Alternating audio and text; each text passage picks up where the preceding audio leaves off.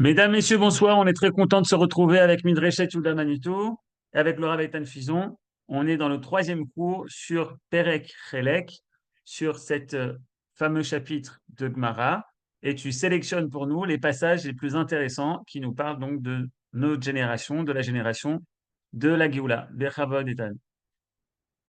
Hop là, Yofi, quelle introduction magnifique. Eh bien voilà, on revient dans notre étude donc sur le Père Ekhalek et nous sommes à la page 91, Tzadik Aleph, dans le Talmud, dans le traité de Sanhédrin. Et effectivement, on continue sur notre lancée. Alors, on avait parlé, des premiers cours, on a parlé principalement de la première Mishnah qui parlait de Kol Israël Shleem Chelek Leolam Haba. Et là maintenant, nous allons rentrer dans une histoire qui a des accents de déjà-vu actuels. Vous allez voir de quoi on parle. On parle des différentes instants, enfin, des différentes accusations de la part de certains goïms à notre égard auprès des instances internationales. Oui, déjà il y a 1500 ans. Alors de quoi on parle? Regardez, on y va, on rentre dans le vif du sujet. Alors on reste, pour rentrer dans la transition avec ce qu'on a vu la semaine dernière, sur l'histoire de Triat Hametim. Amar le, Amar lo, Aumina, le Gevia ben Pesissa. Donc il y avait un mine qui a dit à Gevia ben Pesissa. Alors c'est quoi un mine? Les amis, un mine, c'est vrai que les minimes, ça va devenir plus tard les chrétiens. C'est-à-dire que ça va être l'appellation qui va être donnée pour symboliser les chrétiens. Mais mine à l'origine, ça veut dire tout simplement, mine, une espèce, c'est-à-dire un autre par rapport à moi. Donc en gros, dans ce mine-là, on peut y voir tout ce qui n'est pas juif. Et donc on vient avec un mine qui nous dit à Gevia ben Pessissa. Alors qui est ce Gevia ben Pessissa? Il va être notre avocat auprès des instances internationales, mais il a une particularité. Il est Talmid Racham, bien sûr, mais il ne peut pas siéger au Sanhédrin. Pourquoi il ne peut pas siéger au Sanhédrin? Eh bien, pour une raison très simple, il est, euh, il est bossu. Il est bossu, il a donc une infirmité physique qui l'empêche de siéger au Sanhédrin. Alors, certes, ça l'empêche de siéger au Sanhédrin, mais on va voir que cette infirmité, bien qu'elle était existante physiquement pour lui, elle représentait quelque chose au niveau du peuple juif. Alors venez, on va voir de quoi il s'agit. Donc il y a un monsieur qui représente ce qui n'est pas juif, qui vient voir Gevia ben Pesissa et lui dit Oy lachem הרשעים שאתם אומרים שהמתים יחיו, אלו שחיים מתים, אותם שכבר חיו, הייתכם שיחיו? Donc ce personnage qui représente le non-juif, il lui dit, alors vous êtes vraiment des réchaïm, vous les juifs, à dire que les morts vont revivre. Vous voyez bien que c'est l'inverse. Les gens vivent et ensuite ils meurent. Donc de quoi tu me parles que les gens vont revivre? En d'autres termes, il y a ici une, une volonté de prôner le je crois ce que je ne crois que ce que je vois. Tu vois bien que les gens meurent, les gens vivent sur Terre et après ils meurent. On n'a jamais vu les gens qui ressuscitent, alors de quoi tu parles? En gros, je m'attache uniquement à ce que je vois.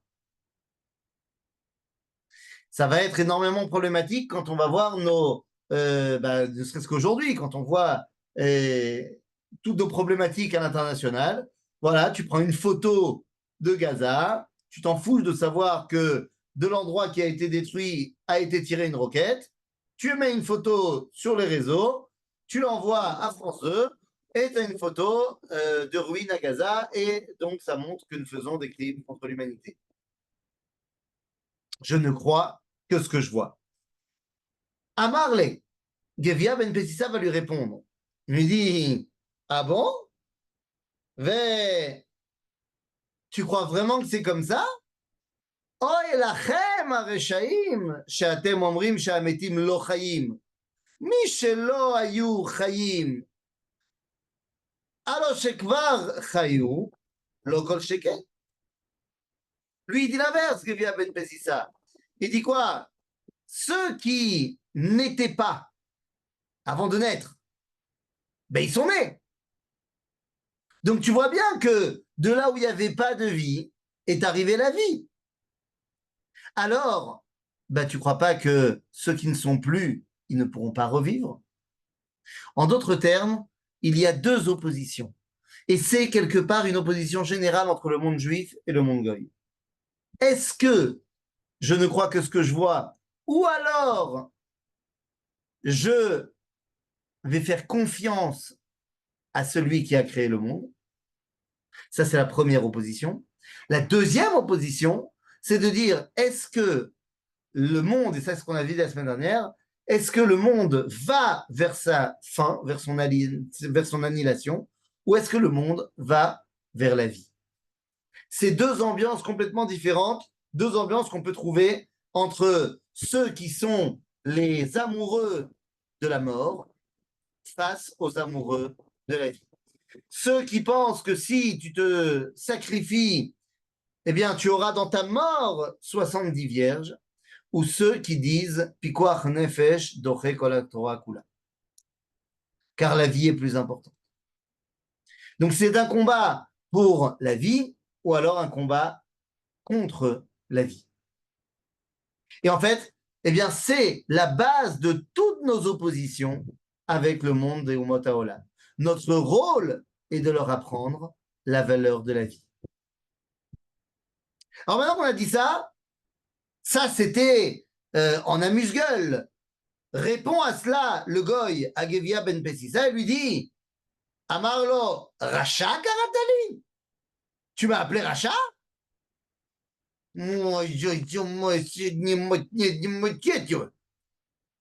S'il avait pu lui dire une insulte en russe comme ça, il lui aurait dit. Et là, le goy, il lui dit si jamais t'étais pas bossu, je t'aurais fait la tête au carré. Je t'aurais éclaté.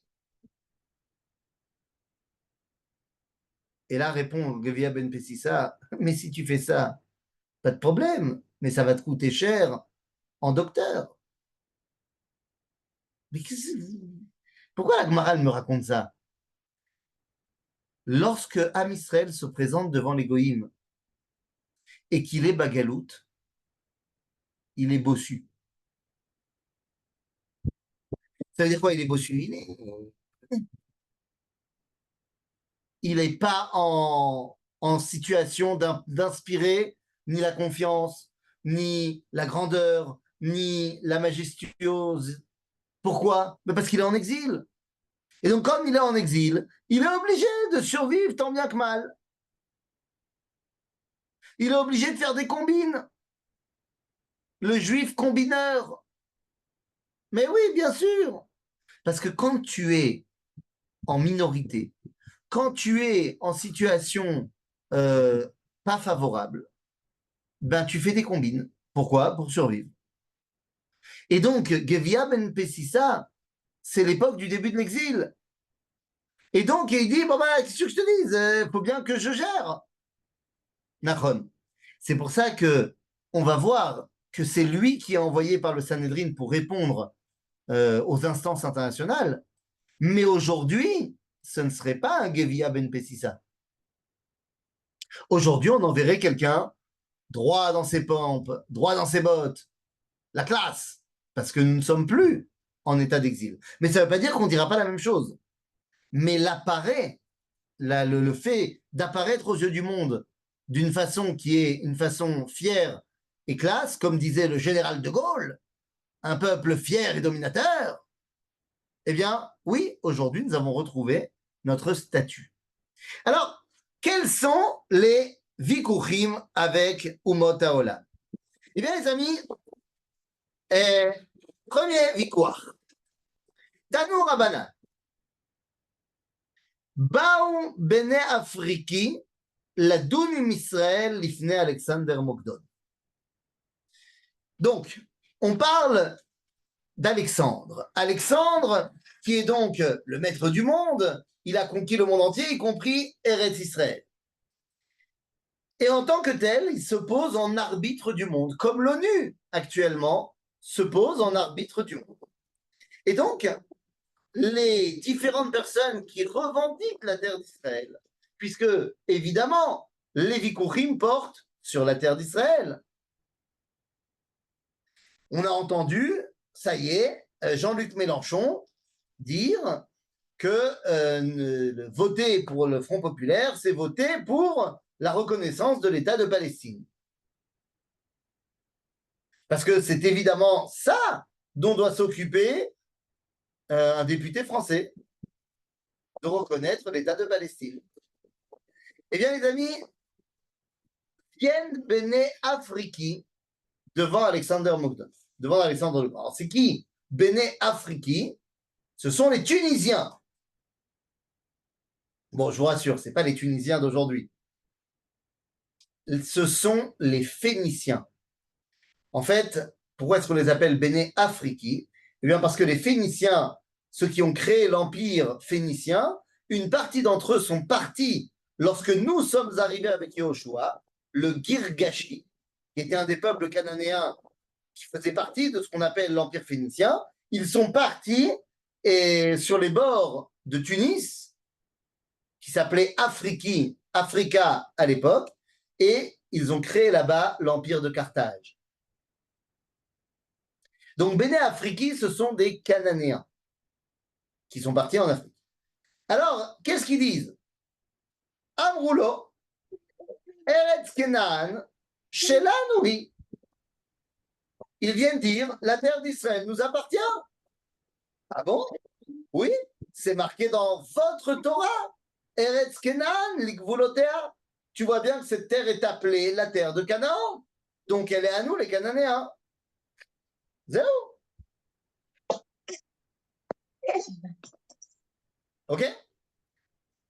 Et là, Yedia Ben Pessissa vient demander au Chachamim s'il peut répondre.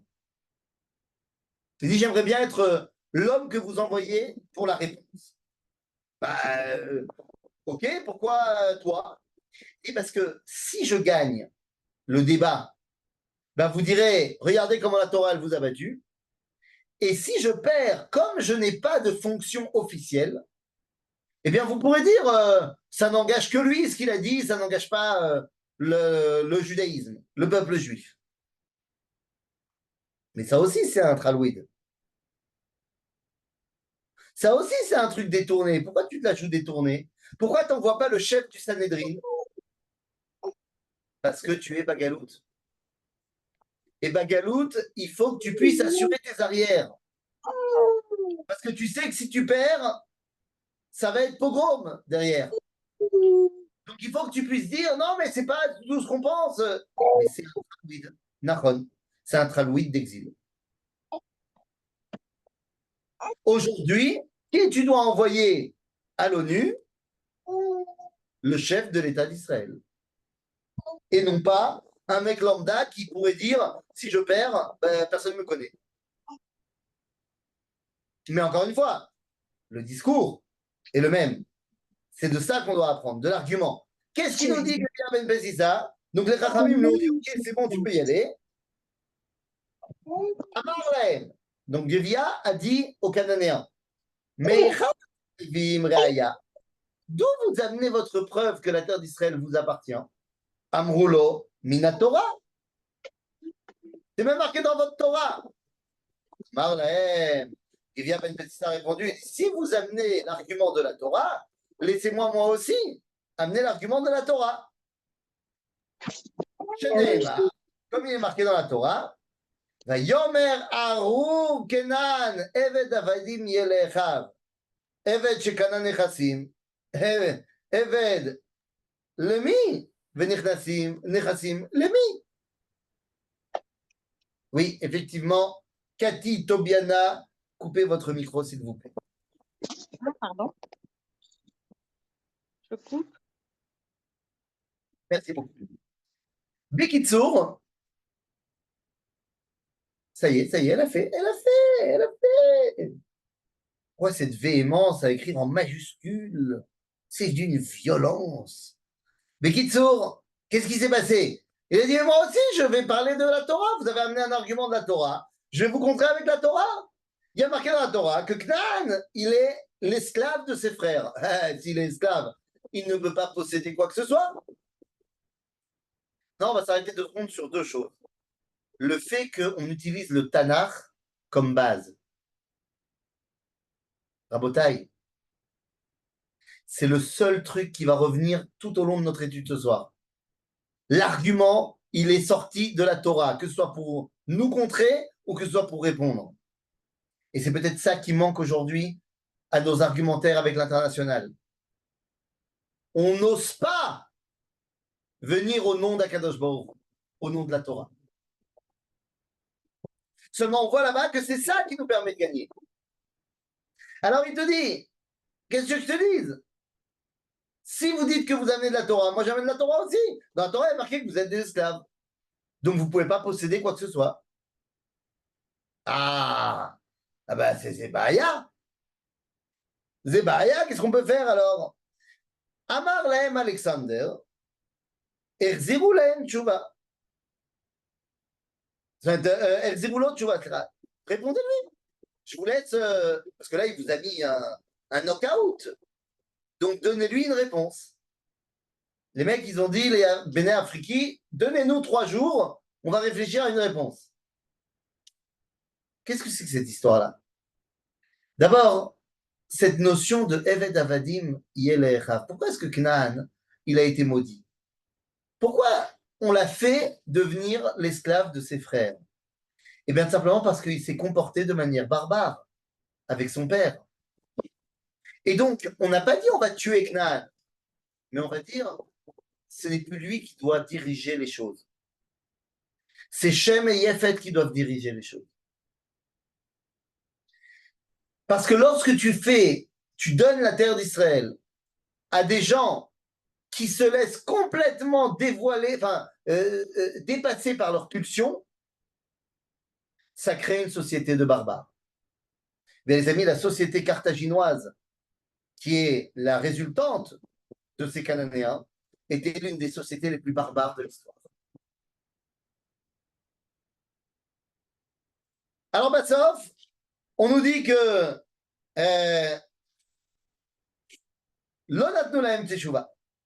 ils ont demandé d'avoir ce laps de temps de 3 jours pour donner une réponse. Mais ce n'est pas Stam 3 jours.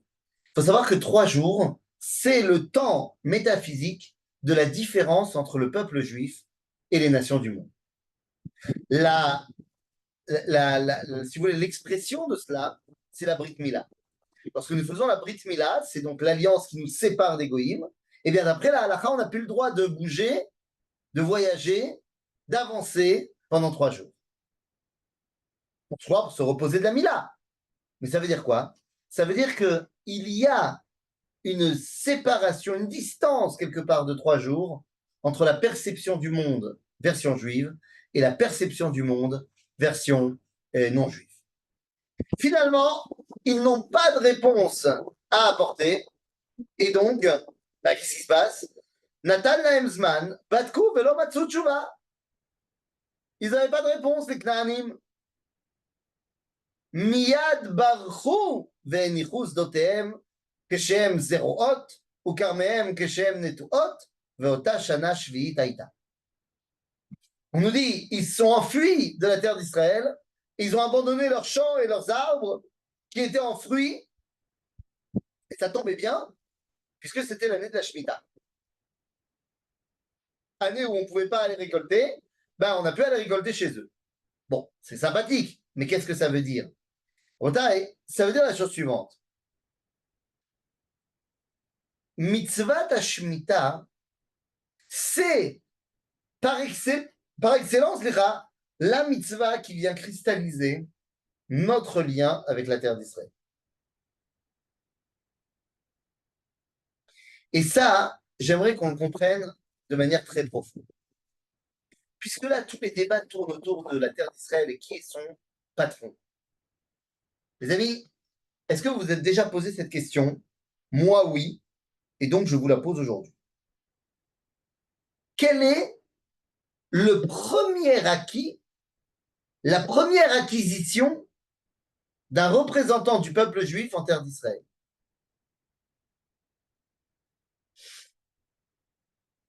La première chose qu'on a achetée, je pense que vous le savez, c'est la caverne de Marpella à Hebron. C'est l'acquisition d'Abraham pour enterrer ça.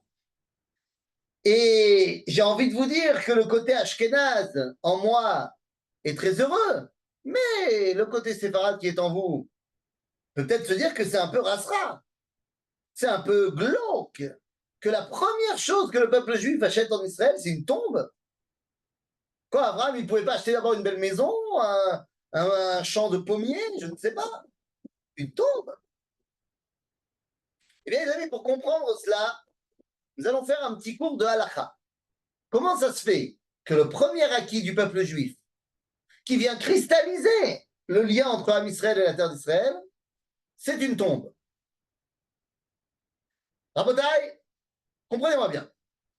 Imaginons, là, j'ai dans quelques jours, c'est Rosh Chodesh, et le 14 Tammuz, j'ai l'anniversaire de ma femme. Tenez-vous bien.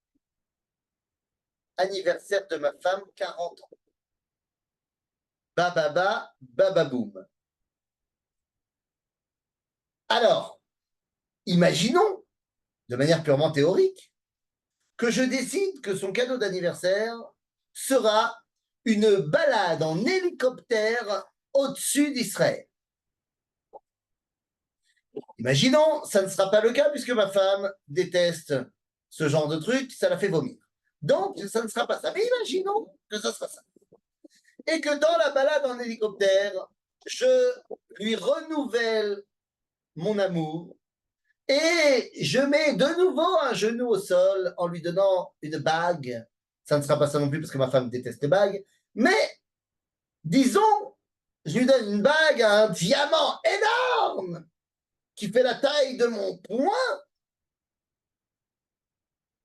sur lequel est gravé Je t'aime, ma chérie, avec son nom et son numéro de Théoudat Zérout. Pas mal. Alors elle regarde son truc, c'est génial, et puis à un moment donné, l'hélico, pris par un petit coup de vent, va un petit peu cisailler, et la bague, qui n'était pas encore bien fixée à son doigt, lui glisse du doigt et tombe. Et nous étions juste au moment où nous survolions la marina de Herzliya, un endroit connu pour avoir un triangle de la mort avec des requins mutants à rayons laser incorporés. Et la bague tombe exactement à l'endroit des requins mutants laser. C'est donc perdu. Ma femme est en larmes, on atterrit et c'est terrible, qu'est-ce qui se passe? J'essaie de la calmer. Le lendemain, nous baladant dans le chouk de Herzliya, nous rencontrons dans son étalage un homme qui vend, mais cet homme, je le connais, c'était le pilote de l'hélicoptère. Et il vend la bague. Il y a marqué, c'est marqué dessus. Le nom de ma femme, Théoudat Zéhout, Makara, comment est-ce possible? Ce que je ne savais pas, c'est que juste après nous avoir déposé au sol, le pilote, qui venait de mettre au point un nouveau sous-marin expérimental contre un requin mutant à rayon laser, est parti avec son sous-marin, a été récupérer la bague et veut maintenant la vendre. Sheila, à qui appartient la bague? Est-ce qu'elle appartient à ma femme ou est-ce qu'elle appartient au pilote? Chouva, elle appartient au pilote. Pourquoi? Eh bien parce que ma femme, voyant la bague tomber dans l'endroit des mutants laser, ne sachant pas qu'il y a une possibilité d'aller la chercher, elle a pleuré tous les larmes de son corps, ce qui revient à dire qu'elle a fait Yehush. C'est-à-dire qu'elle a abandonné l'idée de pouvoir posséder cet objet. D'après la halakha, à partir du moment où tu as fait Yehush, cet objet ne t'appartient plus. Et donc celui qui le trouve peut le garder. Donc, si maintenant, parce que vous comprenez donc que ce qui détermine la propriété dans le judaïsme, c'est l'utilisation que je fais de l'objet. Si je l'utilise, il est à moi. Si je ne l'utilise pas, je l'abandonne, il n'est pas à moi. Si on avait acheté le premier terrain en Israël comme étant un terrain fonctionnel, alors ça aurait voulu dire que ce qui détermine mon lien avec la terre d'Israël, c'est ce que je fais de mon achat. Je l'utilise, je le cultive, c'est à moi, je pars en exil, ce n'est plus à moi. Ah ah. Et c'est la raison pour laquelle, finalement, nous avons acheté une tombe. Parce que qu'est-ce qu'on demande à une tombe de faire? Ben, rien du tout. Ce qui détermine mon lien avec l'endroit, avec une tombe, eh bien, ce n'est pas ce que j'en fais, c'est tout simplement qui est là-bas. En d'autres termes, la cristallisation de mon lien avec la terre d'Israël, rend mon lien avec la terre d'Israël éternel, que j'y sois ou que je n'y sois pas. Ainsi donc, eh bien, les Béné africains ont lancé les hostilités, mais ils ne vont pas être les seuls à essayer de dire vous n'êtes pas légitime, c'est à nous. Alors eux, on leur a répondu. Mais qui sont les deuxièmes à venir se balader? Shuv pa'am achat, ba'u bene Mitzrayim, ladun im Israël, lifnei Alexander Mokdon.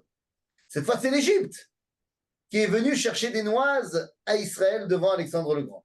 Amroulo, הרי הוא אומר, והשם נתן אתכן העם בעיני מצרים וישבה שילום. תנו לנו כסף וזהב שנטלתם מאיתנו. Alors les Égyptiens, eux, ils disent pas, la terre d'Israël nous appartient. Pourquoi? Parce qu'ils n'ont jamais été en Israël, ils sont en Égypte. Mais eux, ils disent, vous, les Juifs, les Hébreux, vous nous devez de l'argent. Vous nous avez pillés lorsque vous êtes sortis d'Égypte. Rendez-nous notre dû. Gevia ben Pessissa va de nouveau demander la permission aux Chachamim d'aller répondre. Pourquoi on a besoin de nouveau demander la permission? Parce que chaque nouvelle confrontation doit être réanalysée dès le départ. Est-ce que je suis toujours la bonne personne pour remplir le rôle ou pas? Finalement, il y va et il dit, d'où tenez-vous vos sources? De la Torah. Ah, eh bien moi aussi, je tiendrai mes sources de la Torah. Et qu'est-ce qu'il y a marqué dans la Torah? ומושב בני ישראל אשר ישבו במצרים 30 שנה ו400 שנה. Alors qu'il y a la Torah qu'on est resté chez vous pendant 400 ans. תנו לנו שכר עבודה של 60 ריבו, ששיעבדתם במצרים 30 שנה ו400 שנה. Donnez-nous le salaire de 600 000 personnes qui ont été mis en esclavage pendant si longtemps. Vous dites qu'on vous doit de l'argent, vous nous devez tellement plus. Le premier débat était de dire vous n'êtes pas légitime en Israël. On leur a répondu Bevadaï qu'on est légitime. On est légitime pourquoi? Parce que notre lien est éternel avec la terre d'Israël. Là, les Égyptiens ils disent non, c'est pas que vous n'êtes pas légitime sur la terre d'Israël, c'est que vous nous avez pris notre or et notre argent. Vous êtes des voleurs. On a effectivement pris l'or et l'argent de l'Égypte. Mais c'était tout à fait légitime, c'était une mince contribution comparée à ce qu'ils nous devaient, mais il y a beaucoup plus important. C'est quoi le Kesef Bezav de l'Égypte? Qu'est-ce que c'est? Bien les amis, Kesef Bezav Shel Mitzrayim, c'est ce qu'on a sorti de l'Égypte. C'est les étincelles de sainteté qu'on a sorties de l'Égypte. Évidemment que aux yeux des Égyptiens, c'est d'abord et avant tout, vous nous avez volé de l'argent, car les Juifs, c'est l'argent, parce que vous avez le complot mondial juif de grâce à cet argent dominer le monde. Ça, on connaît.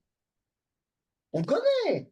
D'un côté, les Cananéens pensent qu'on leur a pris la terre d'Israël. D'un côté, les Égyptiens disent vous êtes ceux qui influent maintenant toute l'idéologie du monde. Vous êtes en train de vouloir vous emparer du monde. C'est des trucs classiques qu'on a vus dans les protocoles des sages de Sion, par exemple. Alors, que faire? Que répondre? Eh bien, d'abord, on leur dit qu'au final, tout ce qu'on a fait et qu'on a sorti d'Égypte, c'est pas que pour nous, c'est pour eux aussi. Comment ça, c'est pour eux? Zeletovatam. Si tu viens dire que c'est Rak Letovaten, ou à la limite, je peux comprendre. Mais Zeletovatra. Et ça, est-ce que les Égyptiens le savent? Eh oui. D'après la Torah, à la fin de la 10e plaie, Pharaon dit Uberachtem Gamoti. C'est-à-dire qu'il comprend que le peuple juif va être pour lui une source de bénédiction. Donc, si vous voulez, c'est pas que pour moi que je fais ça. Alors que dans les bons pamphlets antisémites, le protocole des sages de Sion, le but, c'est de contrôler les nations et de tout s'approprier. Mais nous disons, mais non. Nous, on ne veut pas du tout contrôler qui que ce soit. On veut au contraire faire bénéficier tout le monde. L'or et l'argent, enfin, tout ce qu'on a pris de l'Égypte, va être amené au sein du peuple juif dans le laboratoire du peuple juif. C'est quoi le laboratoire du peuple juif? Le laboratoire du peuple juif, c'est dans le désert, on va vérifier qu'est-ce qu'on peut garder de ces choses-là et qu'est-ce qu'on doit jeter. Parce que je vous rappelle que de cet or de l'Égypte, on peut faire deux choses.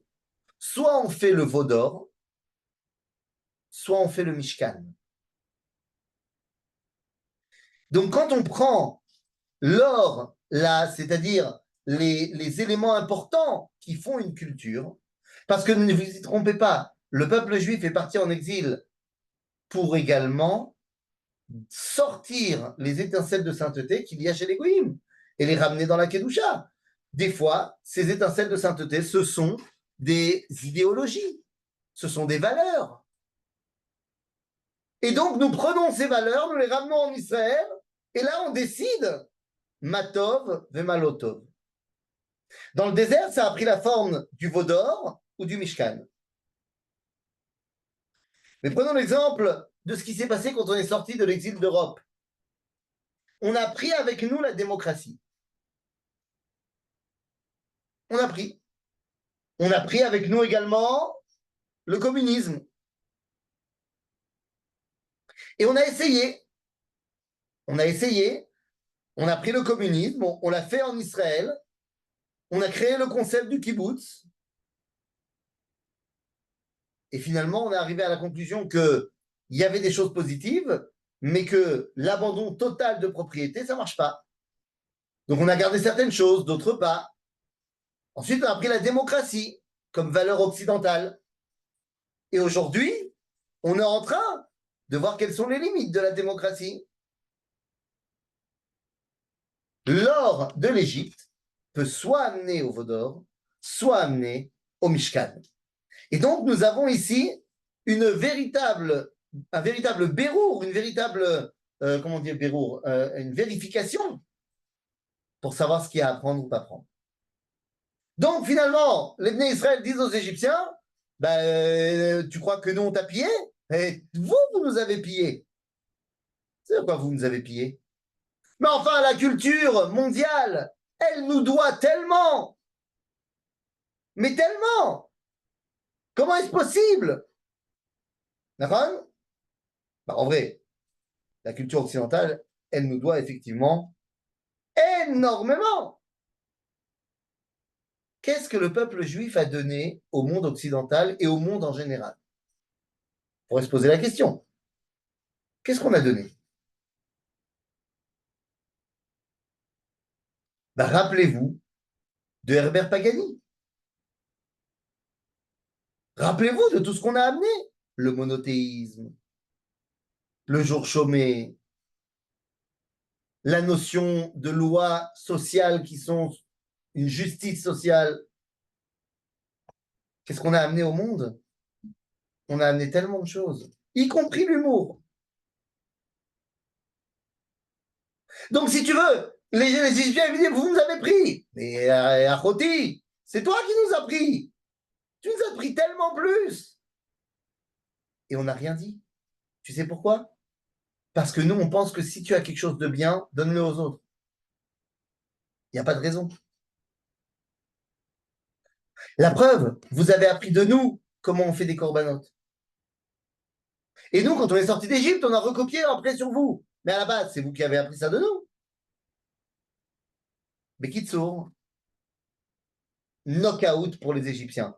Donc Alexandre leur dit, bon bah, répondez-leur. Ils ont dit, non, je sais pas, donnez-nous 3 jours et après on répond, comme les autres. Finalement, ils n'ont pas répondu et ils sont repartis bredouille. Donc, la réponse à Bnei Knaan, c'est que notre lien avec Israël est éternel. La réponse à Bnei Mitzrayim, c'est de dire que tout ce qu'on a pris de l'Égypte, c'est pour l'Égypte. C'est pour le monde. Bon, ben maintenant, qui va venir devant Alexandre pour plaider sa cause? ושוב פעם אחת באו בני ישמעאל ובני קטורה לדון עם ישראל לפני אלכסנדר מוקדון. Les enfants de Hagar, Ishmaël et Ketura. Et ils viennent devant Alexandre le Grand et disent Katouv, Eretz Kenan, Shelanu, Veshelachem. C'est-à-dire qu'ils te disent la terre d'Israël nous appartient, elle vous appartient aussi.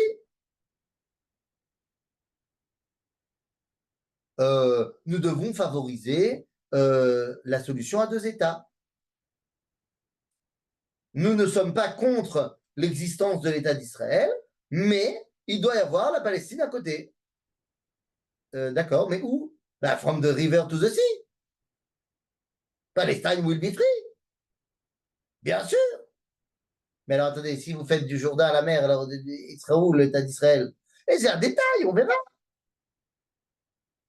Donc les gens qui viennent te dire officiellement devant les instances internationales, je ne peux pas clairement dire que je vote et je prône la destruction d'Israël. Quoique aujourd'hui on peut. C'est devenu normal. Mais à l'époque, non. Donc te disent Zeshelanu, Veshelaim. Ah, Tov, qu'est-ce qu'il va dire Gevia ben Bessissa? Amar lahem, me'echan atem meviim raya, d'où vous sortez ça? La Torah shelachem. C'est marqué dans votre Torah. Eh oui, qu'est-ce qui est marqué dans la Torah? On a dit Ve'ele toldot Ishmael ben Avraham, ele toldot Yitzhak ben Avraham. Il y a marqué d'abord que ele toldot Ishmael ben Avraham. Donc, on est les descendants d'Abraham, on mérite la terre d'Israël, qu'est-ce que je te dis? Donc, ils disent, on a notre argument de la Torah. Réponse de Gevia ben Pessissa. Amar lahem, Afani, lo aviraya ela min haTorah, שנאמר ויתן אברהם את כל אשר לו ליצחק, ולפני הפילגשים אשר לאברהם נתן אברהם מתנות, אף שנתן אגתין לבניו בחייו, ושיגר זה מעל זה, כלום יש לזה על זה כלום. De quoi on parle? Il dit, moi aussi je vais t'amener mon argument de la Torah. Qu'est-ce qu'il y a marqué dans la Torah? Que Dieu a donné, que Abraham a donné tout ce qu'il possédait à Yitzhak. Et au fils des concubines, il a donné des matanotes. C'est un matanot à elle. Qu'est-ce que ça veut dire? La seule chose que Abraham peut véritablement donner à Yitzhak de manière entière, c'est ce que Dieu lui a donné. Parce que toute la richesse que telle ou telle personne lui ont donnée, ça va, ça vient. Zelo be'emet shel Abraham. Comme on a dit, tant que c'est des objets, ce qui détermine la possession d'Abraham, c'est ce qu'il en fait. Mais les seules choses que, intrinsèquement, c'est à Abraham, c'est ce que Dieu lui a promis. La terre d'Israël et le peuple juif. Donc, ce que Abraham vient, enfin, ce que Gevia ben Bessissa vient nous dire, Il nous dit, mais enfin, je vous explique l'histoire. En fait, le fait qu'Abraham nous ait donné à nous ce que Dieu lui a donné, vous discrédite de base. Vous n'êtes que les béné apilachim. En cela, vous devez être des partenaires pour le peuple juif. Mais en aucun cas, vous êtes le peuple juif. Et en aucun cas, vous êtes un peuple juif bis.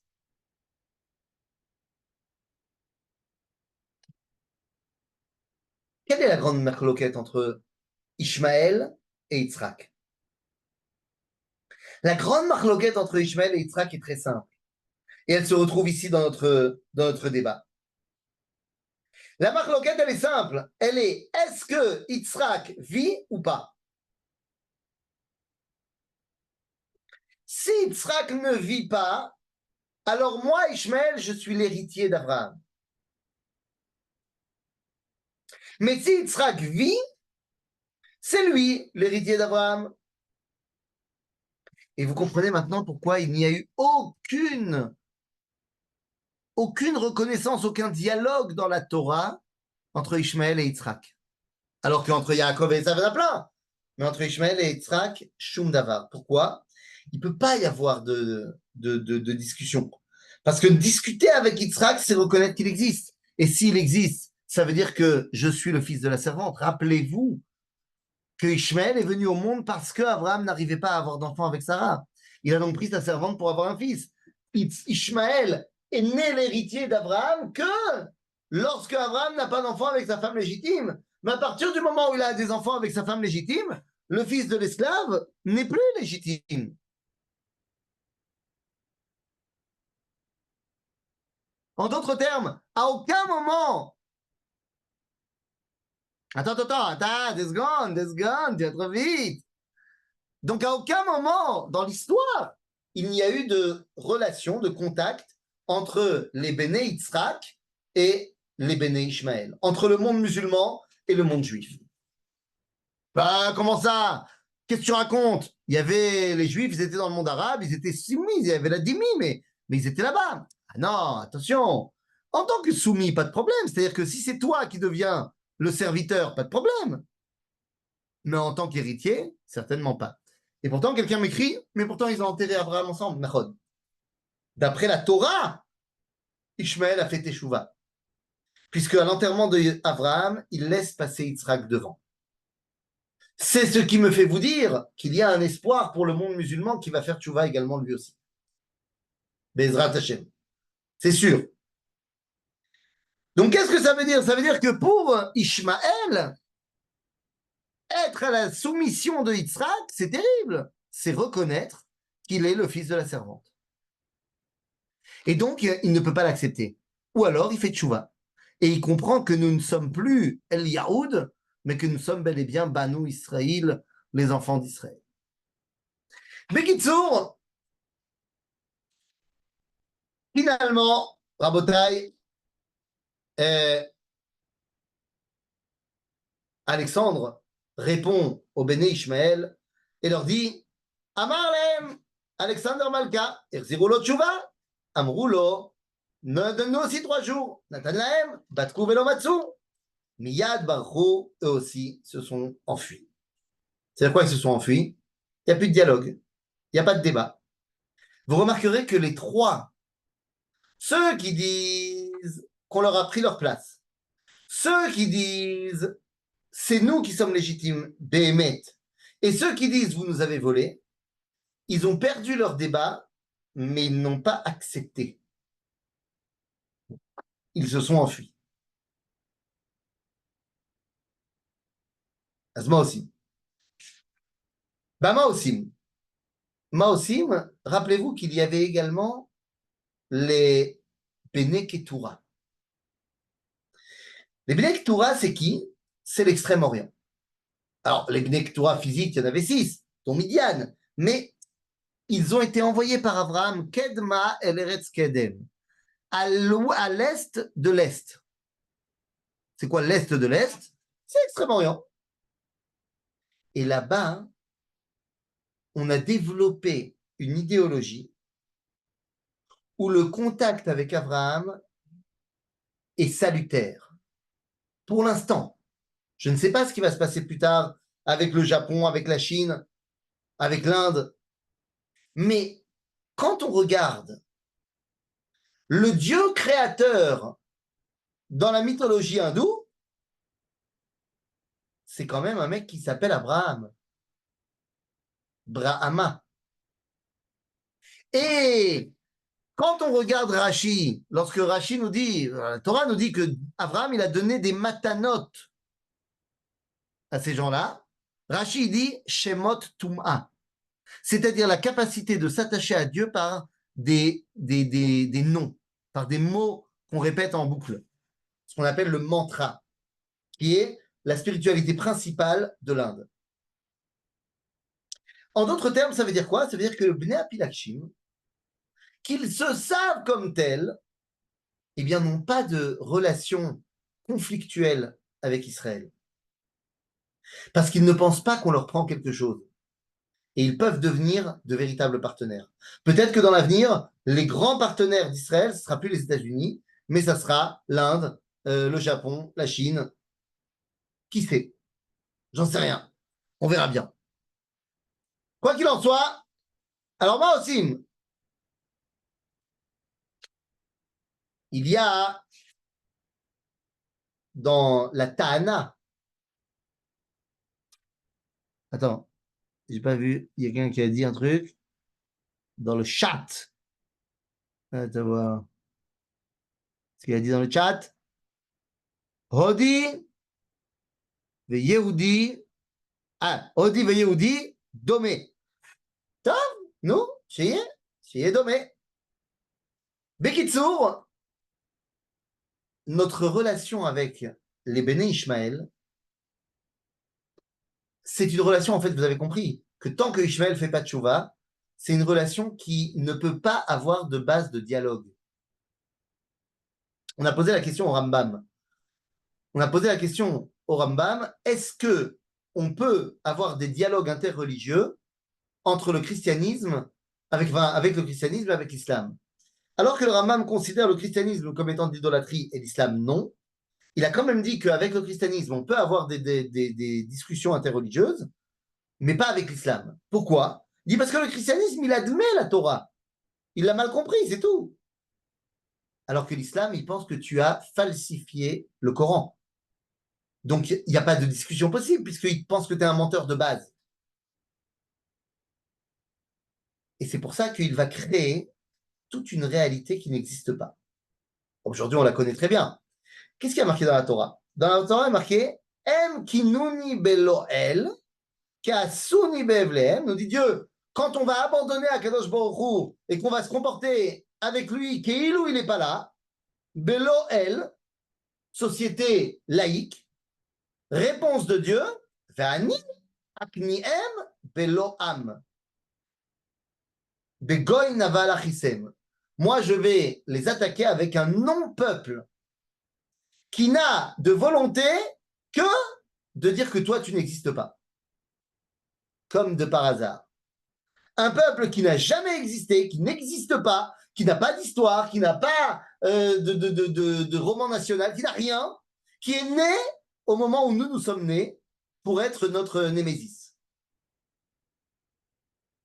On connaît ça très bien. Aujourd'hui, ça porte le nom de Palestinien.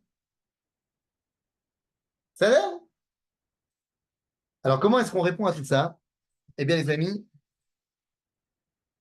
la réponse, elle est très simple.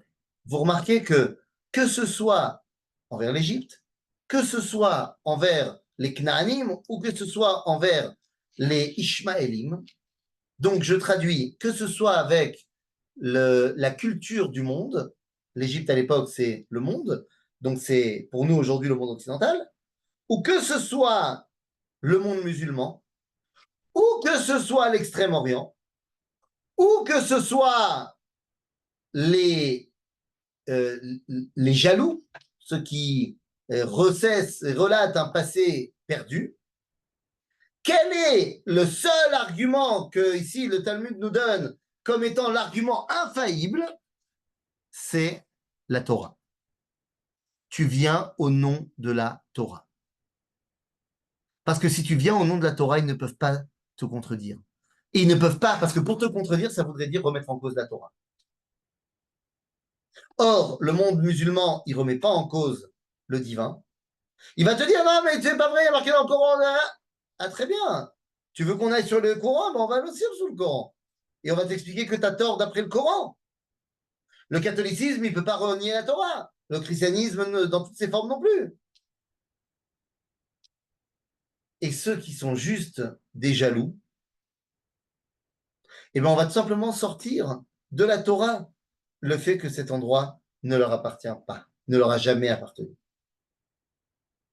Je pense que l'heure est au moment où le peuple juif n'a plus peur de présenter le chef, le représentant du Ham Israël, qui vient Beshem Hashem, qui vient au nom d'Akadosh Baruch Hu, parler devant le monde entier.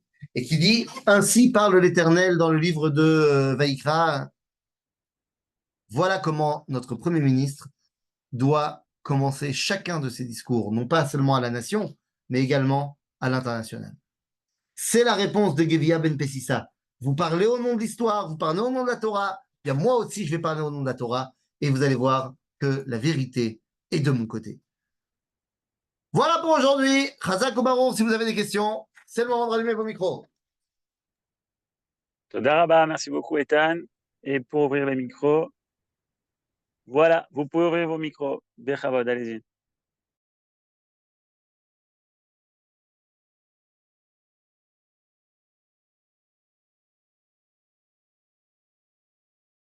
Ethan, rallume ton micro aussi. Je dis que c'était une question très intéressante. Voilà, maintenant vous pouvez. Maintenant vous pouvez ouvrir les micros. Ok. Alors, soit vous avez rien à dire, soit vous avez quelque chose à dire.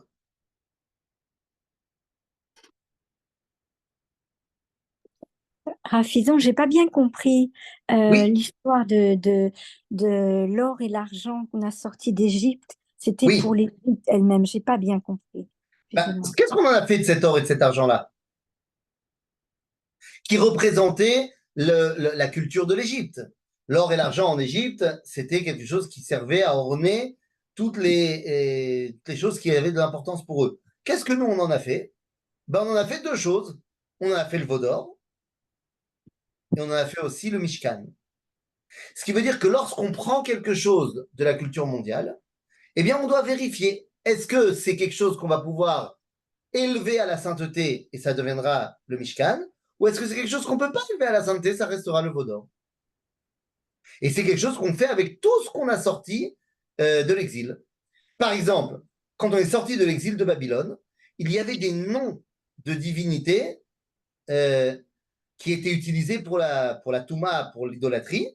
Nous, on a pris ces noms-là et on les a utilisés pour en faire les noms des mois. Et on y a mis la Kedusha dedans. Mm. Allez expliquer ça à un Égyptien maintenant. Pardon? Allez expliquer ça à un Égyptien maintenant. C'est pas tant un Égyptien qu'il faut expliquer ça. Il faut expliquer ça à la culture occidentale. Qu'on a pris plein de choses chez eux et que c'est justement pour savoir qu'est-ce qu'on peut rattacher à la Kedusha et qu'est-ce qu'on ne peut pas rattacher à la Kedusha. D'accord. Merci.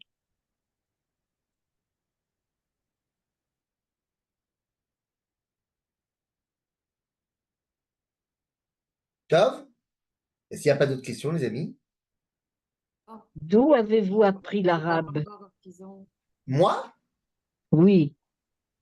Et qui vous dit que j'ai appris l'arabe? Et vous avez dit Traroued. Ah, mais c'est devenu dans le langage quotidien. C'est à force de fréquenter mes amis séfarades. Ah bon, Donc j'ai des ça m'a notions. ça m'a bien réjoui. Ah ben ça fait plaisir.